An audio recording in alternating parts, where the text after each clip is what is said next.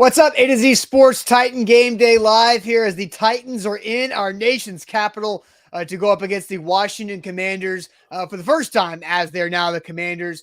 So we're going to go through it. Titan Game Day Live on A to Z Sports. We always have our pregame, halftime, and postgame show here live on Facebook, YouTube, and on Twitch. Sam Phelan in for me today as Zach is traveling in Dallas, but Sam's going to be with us for his first Titan Game Day Live experience. So we're going to go through the pregame show. We've got some new injuries that I don't know necessarily know if we expected. I'll ask Sam if he expected another injury for the Titans, especially on offense. We'll go through what happened with the inactives. Treylon Burks on injured reserve yesterday and what that means. And then we'll go through the matchups. Who's got the good matchup? What do we know that will happen well today? Because this is the Know Dat app pregame show for Titan Game Day Live. And then we'll get our predictions as we head out the door right before kickoff. But Sam, welcome in. Happy to have you along for your first Titan Game Day Live experience. Yeah, it's good to be here. It's good to be in week 5. The NFL season, Austin, is flying by. I can tell you that much. Like every week, I'm like, man, we're already week 5. Crazy that we're already a month in. Before we get going today, before we start our pregame coverage, anybody out there watching, if you're watching on Facebook, if you're watching on YouTube, go ahead and share the show. We want to get all of the Titans fans in here. We got to get a little powwow going before the game. Get some of these nerves out, talk things over, and we want to get as many Titans fans involved in the conversation. So share the show. Facebook, go share it. YouTube, go post the link. Twitter, you can retweet us at A to Z Sports. Get it out there. We want Titans fans involved. We want to hear your opinions ahead of this week 5 matchup, and the Titans looking for 3 in a row, Austin. So it's a big week going into the bye. Little momentum potentially swinging in the Titans' favor. Yep, and I do see Ken and some others talking about the Giants just being the Packers. It hurts me because I had my moneyline parlay got ruined before noon. But yeah, and then as Ken says that he doesn't feel so bad about the loss, about the 4-1 Giants, the 4-1 New York Football Giants. Well, we were talking about it just before the show kind of started here. I was like, wait, are the Giants good? Like, after week 1, all the Titans fans were like, I can't believe we lost to the Giants. And now it's kind of like, hey, maybe they're just a good playoff team that we just, maybe lost a close game to a good team. All of a sudden, the NFC East is like the best division in football. But anyway, let's get it going officially as we start the Know Dat pregame show. Welcome to Titan Game Day Live. I'm Austin Stanley. He is Sam Phelan in for Zach Bingham today. The Know Dat app pregame show powered by the Know Dat app. Download the Know Dat app, and the link to do that is right there in the description on Facebook and on YouTube. Know Dat makes it easy to connect with local businesses and events that matter to you, so you never have that FOMO feeling created by a native Nashvilleian, but you can use Know Dat wherever you may be. So check out the Know Dat app today. Thanks as well to Mr. Goodroof, your locally owned roofing, gutters, and window specialist at MrGoodroof.com. Buddy Allen Carpet One, always giving you free in-home measures and estimates at BuddyAllenCarpet1.com, and a couple other apps you should download today. That is the Crumble Cookies app and the BetMGM app as well. So Sam, let's get this thing going. We knew the Titans inactive list would be lengthy because Mike Vrabel ruled 6 guys out on Friday after practice. Those 6 included Treylon Burks, who is now on IR, but it also included Amani Hooker, Zach Cunningham, Bud Dupree, Joe Jones, Ola Daney. But a couple other names added to this. Guard Nate Davis is out, and defensive back Ugo Amadi misses another game. The Nate Davis thing I think is interesting. Now, you've been at the facility every day since the season started. Did that catch you off guard that Nate Davis isn't going to be able to play in this game against the Commanders? Yeah, I think so. I mean, we knew he was dealing with something earlier in the week, but I think the consensus was that he would be good to go. He had kind of returned to practice and felt good. I think both of these are surprising. Ugo Amadi was basically a full participant all week. There was really no sign of him being somebody that could potentially not play. He popped on the injury report, but didn't really stand out as somebody who wouldn't be out there. And we know how important he is to the Titans secondary. So that was a shock to me this morning to see that Ugo wasn't going to be out there, and concerns me a little bit about the Titans' depth for their defensive backs. We know how good he can be in the nickel for them, what it allows them to do with Roger McCreary. And since he hasn't been out there really the second half of Buffalo, it's kind of been chaos, in the second level for the Titans defense. So both Nate Davis and Ugo Amadi missing the game, I would say I would categorize it as a surprise. I expected to see them both, and certainly impactful in two position groups that have already taken a few blows for the Titans so far to start the year. Yeah, and so Ugo Amadi not being able to go means Roger McCreary will probably have to still play in the slot a lot more than I think the Titans coaching staff wants him to do. But who's at right guard now? Because the Titans don't have Treylon Burks. We knew he's out, and this wide receiver group and pass catching group has been limited a lot by talent. So now you thought you'd have to rely on Derrick Henry, who just had his first big game of the season. Who's the right guard? Is it Dylan Radins? Is he the right guard today, or is it a guy like Jordan Roos or even Corey Levin? I think it's Levin would be my guess. Just kind of my first instinct. I would put Levin. He's kind of been like a Swiss Army knife for them on the interior, whether it was Ben Jones missing a little bit of practice this week. They're like, all right, Levin's at center. They've put him all over the place. So I kind of feel like Levin would be the go-to. I don't expect it to be Dylan Radins to answer that question. I haven't seen anything in terms of practice reps that makes me feel like he's that high up in the pecking order. But that's something to keep an eye out, right? If you see 75 coming out with the first team offense, that'll be something to watch for, especially with the amount of success that the Titans are starting to have running the football and how much they've relied kind of on some of their veterans and Nate Davis specifically in doing so.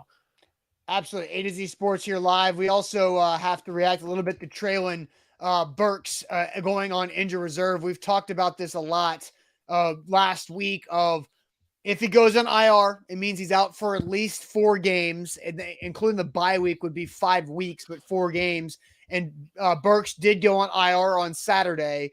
In your opinion, Sam, what does that mean for the Titans pass catching group today?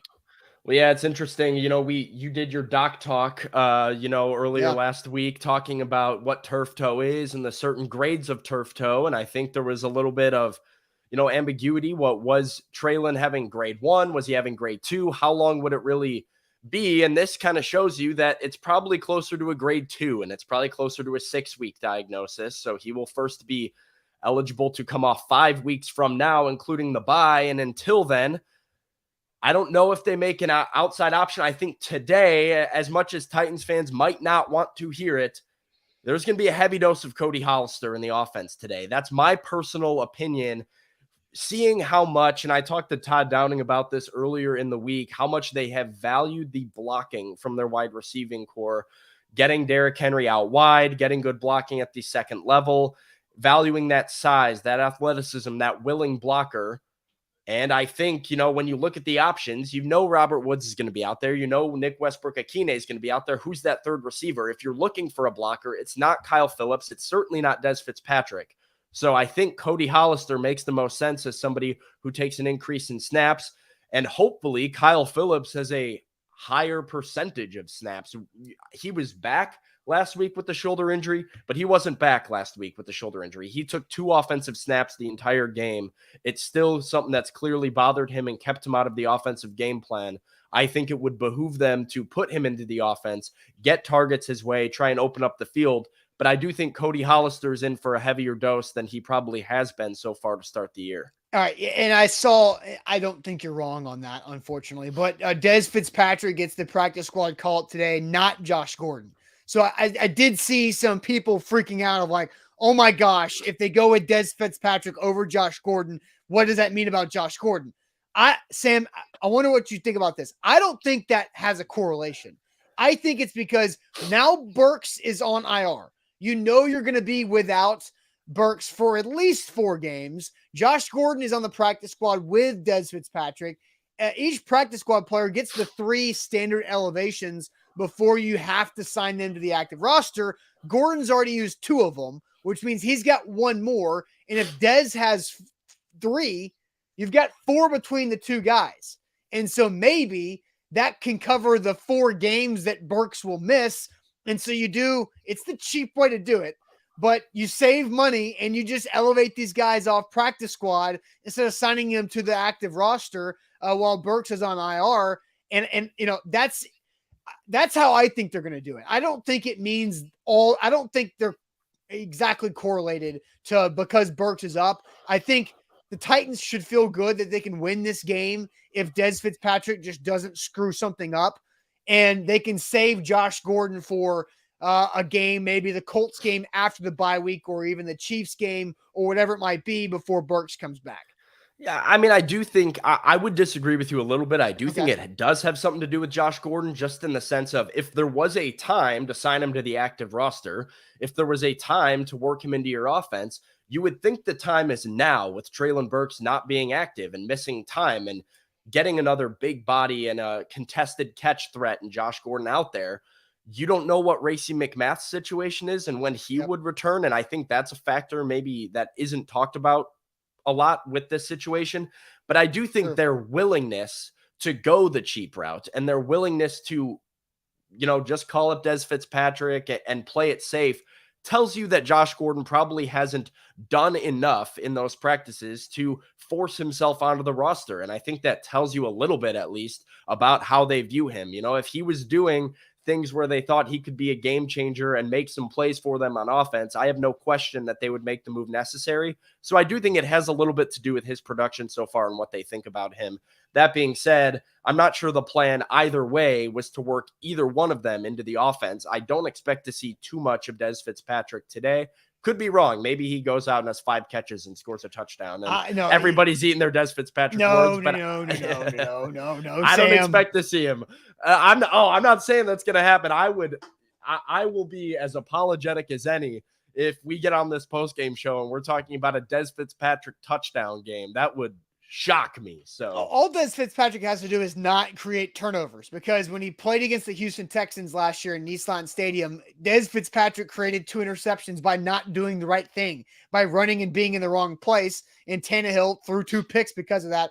But enough Des Fitzpatrick talk. All right, let's get to our first question for everybody to get everybody more involved here on our Know Dat pregame show. And that's the question is, what do you know that about this Titans Commanders game? What do you know that about this Titans Commanders game, presented by the Know Dat app? Download the Know Dat app, and the link to do it is right there in the description on Facebook and on YouTube. Know Dat was developed by a native Nashvilleian. She's awesome. Erica's great. And it doesn't matter if you're in Nashville or anywhere else, the Know Dat app makes it easy for you to connect with local businesses and events that matter to you, to discover your city on your terms. Know Dat is the first app to curate and share local information specifically based on your preferences, interests, and lifestyle. The Know Dat platform gives you the power back, allowing you to control how your data is shared and what information you want to receive. So stay in the know and download the Know Dat app today. What do you know that about this Titans Commanders matchup? Sam, I'll start with you. What is your answer to the Know Dat question today? I know that the Titans secondary needs to play their best game of the year, and I know that the Commanders are going to air it out. Entering week 5, Austin, Carson Wentz was first in the entire NFL amongst all quarterbacks in attempted air yards with over 1,300 air yards, and he was second in passing attempts, only 1 attempt behind Kyler Murray in first place. This is an offense that has a lot of weapons at their disposal. Granted, a couple injuries to Jahan Dotson, Logan Thomas, keeping them out of the game will help. But with a Titans secondary that is both depleted and questionable at the back end, right? We've seen Mac Hollins have a big day. We've seen everybody on the Buffalo Bills have huge games. We've seen kind of how Terrence Mitchell and Caleb Farley and some of these guys at the back end of the secondary have struggled. They have to step up because Carson Wentz, you can say what you want about Carson Wentz as a quarterback. He has all of his issues. He's not afraid to go and try and make a big play. And the Titans defense has struggled with allowing the big play. So I know that they need to play their best game of the year if they want to avoid a trap here in Washington. Ooh, use the T word, the trap word. I don't want to get into that conversation to derail things, but yeah, you definitely know that Carson Wentz is going to try to draw deep down the field pass interference penalties on the Titans secondary, because he did it last year when he played for the Colts. John says, I know that King Henry is ready to reign supreme over DC and the Commanders. Let's see. More know that. What do you know that about this game? Eric says, I know that they're going to be ready for the screen to Derek. So gotta find something else. That's an interesting point there. The Titans have gone to the Derrick Henry screen in 2 straight games with success. So will they have it for a third? Dat Boy says, I know that if the Titans win, he wins $20. I hope you, if the Titans win, I win some money too. Mark says, I know that the Titans will have 6 sacks this game, because that's the interesting thing about that. 6 sacks is a lot, but that's Carson Wentz has gotten sacked a lot. Yeah. And the Titans do have a very good pass rush, especially up front with Jeffrey Simmons and Danico Autry. And that was going to be my no dat, is that they are going to get after Carson Wentz. Carson Wentz will probably have a lot of passing yards. Carson Wentz will probably draw at least 2 downfield pass interferences that are going to make everybody that are Titans fans make their pull their hair out. But I know that Jeffrey Simmons and Danico Autry are going to have their way up front. And I'll add TR Tart in there. 6 sacks is probably too much.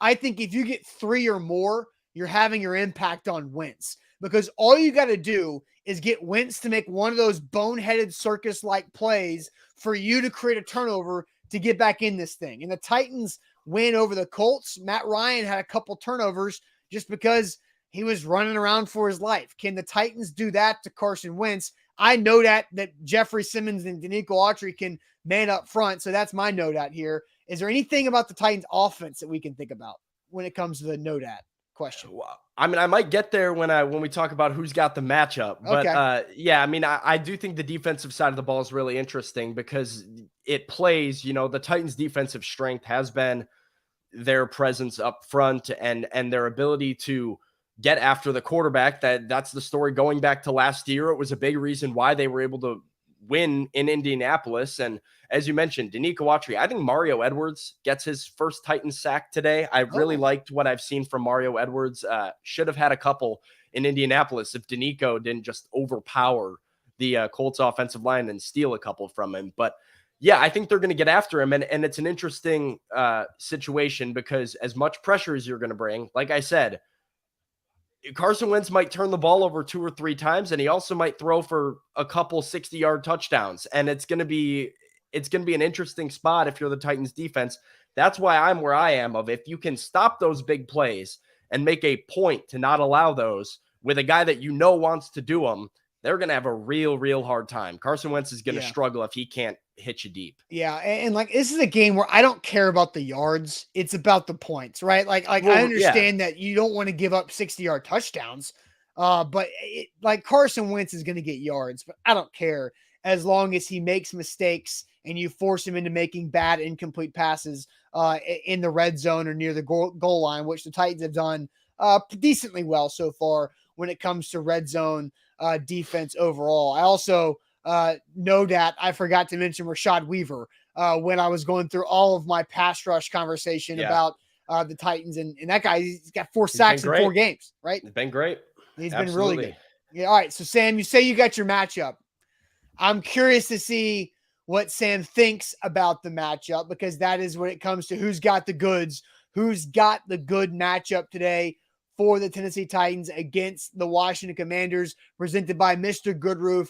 They specialize in roofing, gutters, windows, and more. They're fully insured, licensed, and bonded, and have a stellar A+ rating on the Better Business Bureau. Locally owned and operated out of Hendersonville, Tennessee. Very involved in the community and the McCray family as well. Over 20 years in the Middle Tennessee community, longtime residents of the area. So if you want to make sure you know where to go for your roofing, gutters, windows, they got you. Beware of those door knockers, because they will come knocking. But go to MrGoodroof.com. That's MrGoodroof.com for your roofing, gutters, windows, and more. Sam, who's got the good matchup today for Mr. Goodroof? Ryan Tannehill. I think Ryan Tannehill does have the good matchup today, and it really comes down to the secondary of Washington, which has just been really poor, really bad. Quarterbacks, here's some quarterback lines for you against the Washington Commanders defense so far this year. Cooper Rush, 223 yards, 2 touchdowns, no interceptions. Jalen Hurts, 340 yards, 3 touchdowns, no interceptions. Jared Goff, 256 yards, 4 touchdowns, 0 interceptions. Trevor Lawrence, 275 yards, 2 touchdowns, 1 interception. The quarterbacks have their way with the Commanders defense. They have done a good job as well against the run in their last 2 games. Philadelphia had just 2.4 yards per carry, where Dallas had 2.1 yards per carry against the Commanders defense. So as much as everybody wants to point to Derrick Henry, point to running the football, and while that's all important to making the Titans offense tick, I think Ryan Tannehill could have a sneaky good matchup today against Washington to air it out. As much as they want to scheme against the run, and they've got a great front 4, but they don't have Chase Young. And when you're lacking some of your better pass rushers, if the Titans are able to protect just enough, Ryan Tannehill could air it out today. I think he could go for 250 plus, maybe even touch 300. I think, my gosh. Is that like, you were like, I think you could go for 250 yards passing. Like, that's the Titans offense that we're in there. I mean, I get that, but when you're so run heavy, I think the thing is, let Tannehill go for 200 and have Derrick Henry run for 120 yards. And Henry might have himself a good game, but I think the Titans offense today, if they're going to put together 4 quarters, if they're going to score more than like the 24 points kind of that they have, if you're really going to light up this defense, Ryan Tannehill is going to have a big day. I think this is a really efficient matchup for him to get some separation with a wide receiver core that's not really known for getting separation, to eat up a couple zones deep and beat their safeties. I like Ryan Tannehill matching up against this secondary. Well, and then I'd see Top Tier says with what wide receivers, and then I see more people I've said, where'd it go? Man, all those comments disappeared. But they said, what wide receivers? Like, who's he throwing to? Who's going to step up at wide out or tight end to make these plays to gain the yards from Ryan Tannehill? Who do you think's going to step up there? Well, I told you I have a thing going. I think Robert Woods is in for a big day too. That's the other deal with some of those numbers that I listed here. And you could use this as a matchup for Robert Woods. Number 1 wide receivers against the Commanders defense. Christian Kirk, 117 yards. Amon-Ra St. Brown, 116 yards. Devontae Smith, 170 yards. CeeDee Lamb, 97 yards. These number 1 guys, these pure wideouts, these X receivers in one-on-one matchups have had their way. I think it's a big day for Robert Woods. I think Chigakonkwo is more involved. Austin Hooper's more involved. And I want to see targets to Kyle Phillips. 9 targets in week 1 has disappeared. If you can work the ball back to him, it will go a long way for Ryan Tannehill. I don't think you don't sound like you like it. I mean, I just don't trust it. I just don't trust it in this. Like, Ryan Tannehill averages under 200 yards a game. I think they need to come out throwing in the first half, in the first quarter, be deceptive with what they're going to do. And so Todd Downing is a guy that we haven't talked about at all in this pregame show. And can he play and coach and play call and play design like he has in the first half, the last couple of weeks, compared to what they've done in the second half? Kyle Phillips, I don't know how much he's going to be involved because the Titans are run heavy. Kyle Phillips is not going to be on the field when they're going to be in run heavy sets with multiple tight ends like they like. So I think for me, I think Austin Hooper, Robert Woods, NWI, it's a veteran leader game today for the Titans pass catchers. I'm not expecting much out of Kyle Phillips or Chig today on the road. So who's your matchup then? Do you have a matchup that you like a lot? No, we only do one matchup because okay. When Zach's on the show, I do the matchup. You're on the show, so I let you do the matchup. You came in here and you said, I've got the matchup. Very interesting. That's my guy. I think today's a big day for Ryan Tannehill. I really do. And it'll be interesting because obviously the receiving core, as we've said, that's the question mark, right? Who are his targets? But I don't believe in this Commander secondary. And if they start stopping the run early, which is very possible, they have a decent rush defense. I wouldn't be surprised to see the Titans go pass heavy, especially in the second half. Switch things up. Whatever you got to do, switch things up. Don't be one-dimensional the entire game. It's not working. If you want to run in the first half, that's fine. Pass the ball in the second half. Switch it up. We need 4 quarters today.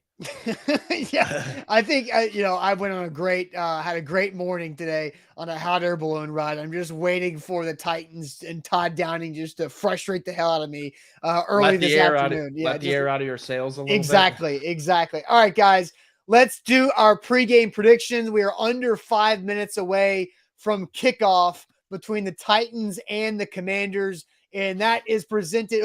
Wrong graphic there. That's presented by the BetMGM app. Download the BetMGM app today. Use our code ATOZ Sports, and you get a risk-free bet up to $1,000 on your first bet on pro football. So download the BetMGM app today. The Titans are favored by 1 point. I see it's been at 1.5. It's been at 1 point. So what are your pregame predictions? And Sam, we do score predictions on this, not just Titans win or Commanders win. We go down to the score, just like Lot MP says 28-17. So Sam, I'll let you go to the chat to see what everybody's saying about pregame predictions here. Yeah, so let's see. You mentioned Lot had 28-17. Mark Jones, optimistic guy today, 40-13 Titans. Jason says 24-20 Titans. Justin, that slipped on me a little bit. Justin has a Commanders win, 22-10. He's not happy about it. Brian says 27-24 Titans. Kyle says 27-21 Titans.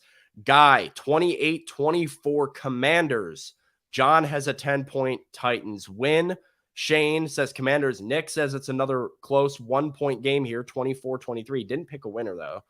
I think it's got to be Titans then, probably. Johnny says Titans by 50, so he's even more optimistic here. Stephen King says 69-62. No faith in either one of these defenses. Zoe has 24-13, 30-14 Titans. A lot of Titans, I think, is the overwhelming majority here. Austin, what's your prediction here? What's the score? Yeah, I think to me, this is a field goal kicking type game. So I'm going to go final score, Titans 20, Commanders 16. I think you got 2 field goals by the Titans, 3 field goals by the Commanders, and limited touchdowns. So I'm going to go 20-16, Titans win. That total is at 43 on BetMGM. I think this is a good bet for the under. The Commanders don't have Logan Thomas either. Here, their tight end, who's been a big weapon for them as well. So 20-16, I think there's a lot of field goals being kicked up in DC today. You said the over-under's at 43. I really like that over. I do. I'm sorry. I mean, the Titans secondary. Who's scoring the touchdowns, Sam? Anybody. I mean, you didn't. I bet you wouldn't have bet that Mac Hollins was going for 153 on the Titans secondary, but there we were. So I don't know if it's going to be De'Ami Brown in replace of Jahan Dotson until the Titans secondary shows me that they can kind of contain the big plays. I think someone's going to score against them. And I think, like I said, Ryan Tannehill is going to have an okay day. I have 27-21 Titans. I think it's a comfortable over. 43 is way too low for 2 bad defenses, 2 teams that have given up points when they shouldn't have. The Titans front is good, but I think Washington has a few big plays that allow them to score a couple touchdowns here. And Washington's secondary is bad. Yeah, you're underestimating how bad that secondary is for DC. Yeah, maybe I am, but the Titans wide receivers have been non-explosive so far this season. All right, thanks to everybody. The Titans Commanders getting ready to set the kickoff on CBS. We'll see if CBS has fixed their broadcaster audio. I've got it on behind me. They have not had a good broadcast so far when it comes to Titans Commanders, but thanks everybody for watching. Our pregame show always presented by the No.Doubt app. Download the No.Doubt app today via the link in the YouTube and Facebook description. Also, thanks as always to Mr. Goodroof.com, Buddy Allen Carpet One, Nashville.com, the Crumble Cookies app, and the BetMGM app. And we'll see you guys at halftime. So here, Sam and I will be here for halftime and post game. See you guys here in about an hour and a half. Enjoy the first half. Talk to you then. Appreciate it as always.